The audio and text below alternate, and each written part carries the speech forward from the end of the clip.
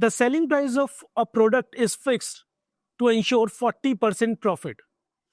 If the product had cost rupees 40% less,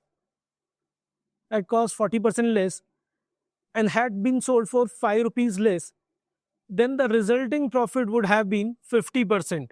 The original selling price in rupees of the product. Original selling price was decided or fixed to gain 40% profit. Now, since all 4 answer options are unique, I can always use the answer options. 40% increase means my selling price initially was 140% of the cost price. Which value do you think would be the easiest one to pick? Of course, 14. So, if I take the selling price, initial selling price to be 14, that means my cost price would be rupees 10. No, 40% added to this.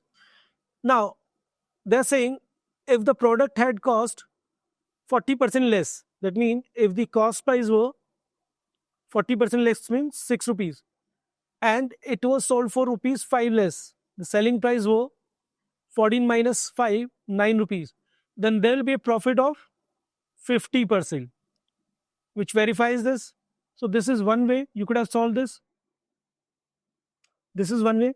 The other way is you can always assume the cost price, selling price, profit. So, initially let the cost price be A. So, selling price would be 1.4 A.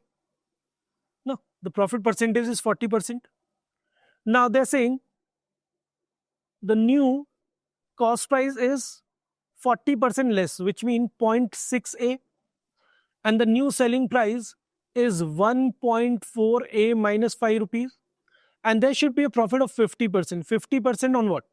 The cost price, which means the new selling price, this 1.4 A minus 5 should be 50% more than this, which means 0.9 A, or 1.4 A minus 0.9 A equal to 5, 0.5 A equal to 5, or A equal to 10.